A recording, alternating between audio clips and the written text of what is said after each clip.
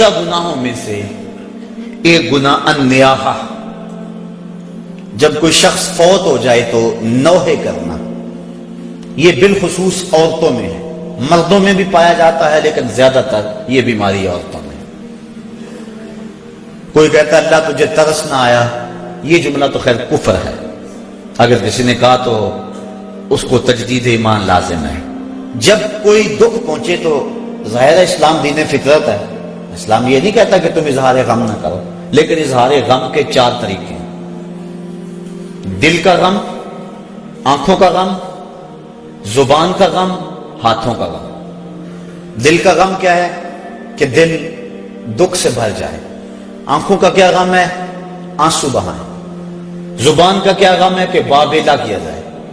اور ہاتھوں کا غم کیا ہے؟ کہ گریبان نوچا جائے، منہ پہ تھپڑ مارے جائیں، بال کھینچے جائیں۔ پہلے 2 غم رحمان کی طرف سے اور دوسرے 2 شیطان کی طرف سے۔ فرمایا لیسا منا من ضرب الخدود وشق الجیوب ودعا بدعوی الجاہلیہ، جس نے گریبان پھاڑا، چہرے پہ تماچے مارے اور جہلوں جیسی باتیں کی، فرمایا ہمارے سے اس کا کوئی تعلق نہیں ہے۔ تو نوحے سے منع فرمایا گیا، بلکہ اگر مرنے والے کے دل میں یہ آرزو تھی کہ میرے بعد خوب چیخ پکار پڑے گی، لوگ بڑا روئیں گے، تو اگر کسی کے دل میں یہ ہوگی کہ میرے بعد لوگ روئیں اور عجیب کیفیت بن جائے، تو ایسے نوحے پہ جو راضی تھا، حضور علیہ السلام نے ارشاد فرمایا جب وہ مرتا ہے تو رونے والوں کے رونے کی وجہ سے اس کو قبر میں عذاب ہوتا ہے، جتنا لوگ زیادہ روئیں گے اتنا ہی اس کو عذاب دیا جاتا ہے، اگر وہ اس پہ راضی تھا۔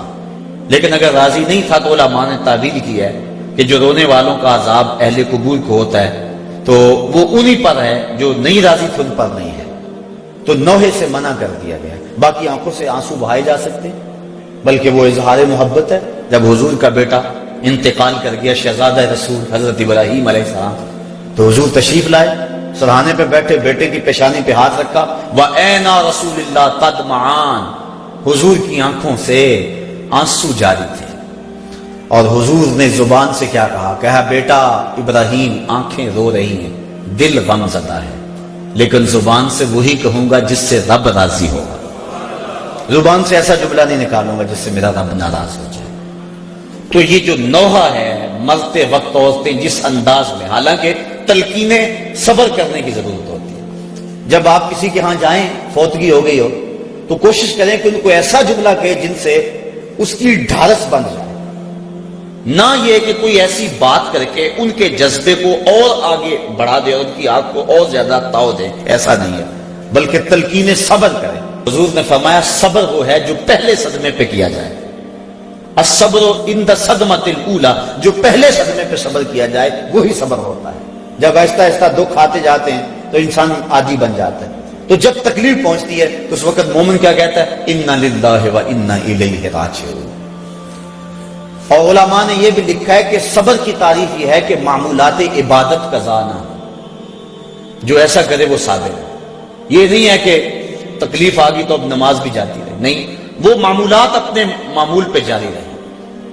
حضرت سری سختی رضی اللہ تعالی عنہ کا بیٹا فوت ہو گیا، جوان سال، تدفین و تجہیز تکفین میں لگے رہے، ایک نماز قضا ہو گئی۔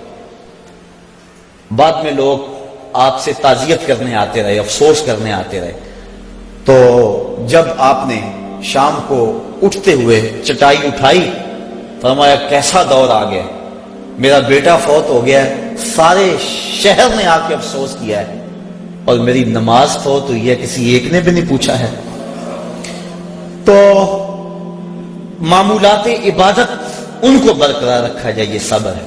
تو یہ جو نوحے عموماً عورتیں بالخصوص پڑھتی ہیں، تو بلکہ ایک روایت میں آتا ہے 7 اشخاص ایسے ہیں کہ جب ان کو تم قبر میں دفن کر کے آتے ہو تو ان کا رخ قبلے سے پھیر دیا جاتا ہے۔ فرمایا فَاذْهَبُوا وَانْبُشُوا قُبُورَكُمْ، جاؤ جا کے ان کی قبریں اکھیڑ کے دیکھ لو، اگر ایسا نہ پاؤ تو پھر مجھے آ کے کہنا کہ میں نے کیا کہا تھا۔ اور ان اشخاص کو حضور نے گنوایا، ان میں شرابی بھی ہے، اس میں ذخیرہ اندوز بھی ہے، اور اس میں آخری جو ہے 7واں وَالنَّائِحَةُ، اور نوحے پڑھنے والی عورت جو اور لوگوں کے جذبات کو بھڑکاتی ہے۔ لوگ کہتے ہیں فلاں نے وین کی حد کر دی، وہ بچے بھی رو پڑے جی ایسی حد کر دی. یہ منع ہے, یہ شریعت نے ہمیں اس سے روکا ہے. تلقین صبر کیا جائے, مرنے والے کے لیے دعا کی جائے اور اللہ سے رحمت کی امید رکھی جائے اور انا للہ و انا الیہ راجعون پڑھا جائے. ہاں آنکھوں سے آنسو بہیں, دل غم زدہ ہو. ظاہر ہے جس کا گھر کا چراغ بجھ گیا اس کو سکون تو نہیں ہوگا, جس کا بھائی چلا گیا کمر تو ٹوٹ گئی اس کی, جس کا شوہر چلا گیا زندگی اجاڑ ہو گئی, جس کا بیٹا چلا گیا اس کا تو کلیجہ کٹ گیا. دکھ تو بڑا ہے لیکن امتحان بھی ہے, اور مومن جب مصیبت پہ صبر کرتا ہے اللہ اس کو اجر